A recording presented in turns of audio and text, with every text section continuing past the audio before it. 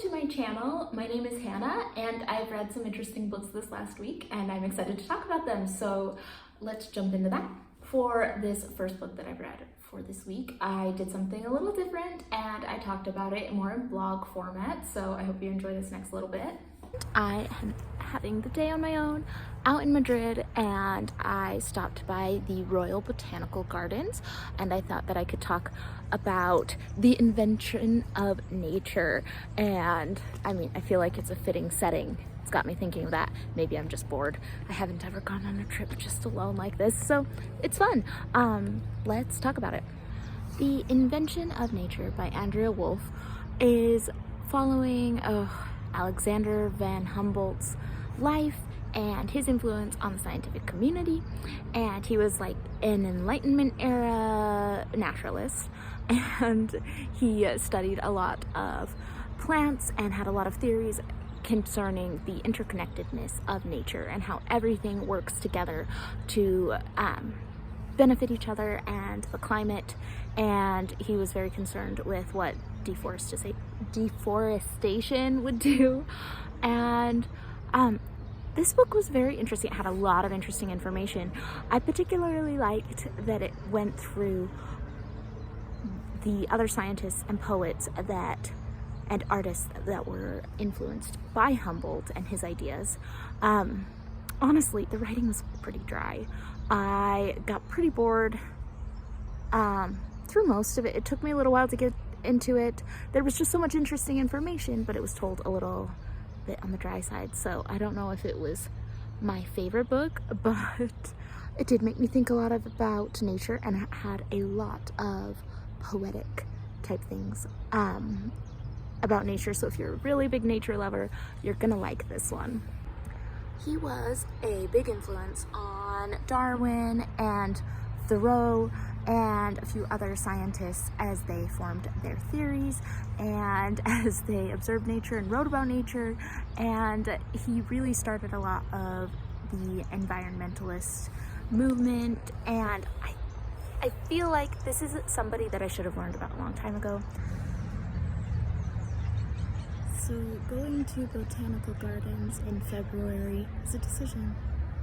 It's quite the decision. It's kind of like, why did I pay €4 to see dead plants? But I mean, it still is kind of pretty. But after reading the book about Humboldt, I keep thinking, is this the nature that he so desperately loved? Or has it lost all of its charm and its poetry and magic by cultivating it too much? Whoa. Nature. Although looking out and seeing that was worth the €4 right there. Dead trees. Woo! And now I am back at home. One of the next books that I read was a Spindle Splintered by Alex E. Harrow. And if you can't guess, this is kind of a retelling of Sleeping Beauty. And it had some elements that were kind of fun. So we have our main character, Zinnia Gray, and she has some sort of illness where she is supposed to die around her 21st or 22nd birthday, and it's her 21st birthday, and she loves the story of Sleeping Beauty, and her friend throws her a birthday party that is Sleeping Beauty themed, and she pricks her finger on a spinning wheel and is thrown into a fairy tale version of Sleeping Beauty. And I like the idea behind this. I mean, I always like a good retelling of classic fairy tales. I think they're kind of fun, a little bit of escapism. I think this is a perfectly fine, if you're just looking for that, a quick read. Going any deeper into it, I don't know if it worked super well. It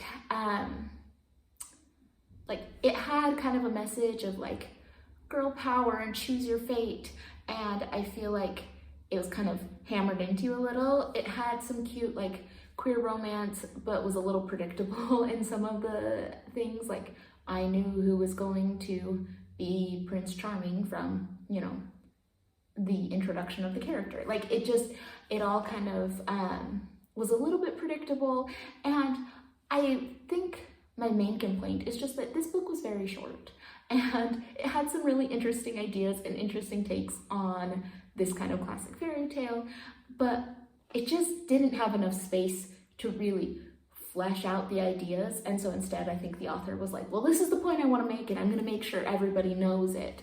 And I wish that it had maybe been more of a full-length book to really explore some of the different ideas of like fairy tales and choosing our destiny, and maybe in a little bit more of an organic way instead of throwing it at you.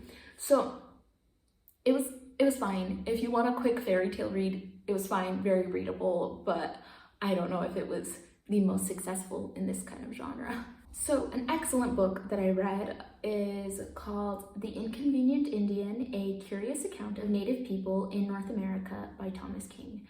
And I would call this kind of like a tongue-in-cheek historical commentary, maybe. He isn't taking anything too seriously, but you can also tell that everything he's talking about is very serious, and he's talking about a bunch of different events that have happened to Native peoples in North America, and recent and a long time ago. And I found it very enlightening because a lot of the things I was not aware of, and was not aware of those in especially recent Native histories, and I really liked kind of his look at it. It was kind of a refreshing and interesting perspective. He was a university professor. He's done a lot of work and study in this kind of field, and so I feel like he has a lot to say, and I really liked it. If you want more of a traditional history book, I read Bury My Heart at Wounded Knee a few weeks ago, and that one was really excellent and historically rigorous, and this kind of jumps timelines and just kind of brings together ideas with a lot of historical backup. So very interesting learning about Native peoples past and present and what the future looks for them. And I do recommend it. It was a very interesting read, and also kind of fun. It wasn't stodgy. I've watched too much British Bake Off, but it was kind of, told in a lighter way. And so I really did enjoy this book. So for a book I'm not too sure on, I read The Girl Who Fell from the Sky by Heidi W. Duro. And this had a lot of elements that were very interesting. This follows our main character, Rachel, and she is living with her grandmother, and after a horrible family tragedy where her mother and her two siblings died, and Rachel herself was injured, and she's living with her grandmother. Her father isn't present, and she is dealing with being biracial and what that means. And I thought that there were a lot of things that needed to be talked about being biracial, about as parents understanding how to support children. There were a lot of elements that I thought were really good, but I don't know if it ever quite worked for me, especially the end. I was hoping for maybe a little more insight, and I feel like I didn't quite understand too much more other than just this girl didn't know who she was and felt unsure of her place, but I never felt like she really learned her place throughout this book, if that makes sense. Or I didn't feel like I got enough character growth or anything out of this. And not to say that every book has to have a perfectly satisfactory ending. Things can be open-ended, but I do kind of want to get to the end of a book and think, okay, so what? Why did I put my time into this? And I just don't know. I'm kind of giving it middle of the road, 3 stars. It had some interesting elements. It went through lots of different perspectives and kind of wove them in really nicely. But some of the writing was really nice. I wasn't quite sure if I got something out of it, if that makes sense. Even though it was, there were moments where it seemed like it should be really profound. I just didn't see the growth that I would have liked in a book like this. But I do think that stories like this do need to be told, and I hope that I can find more books that cover some of these similar topics. And yeah, I'm just not sure on that one. And that is what I've read this last week. If anyone has thoughts on these books, please let me know, as well as any recommendations. I always need more to add to my to be read list. And I will see you all on the next one.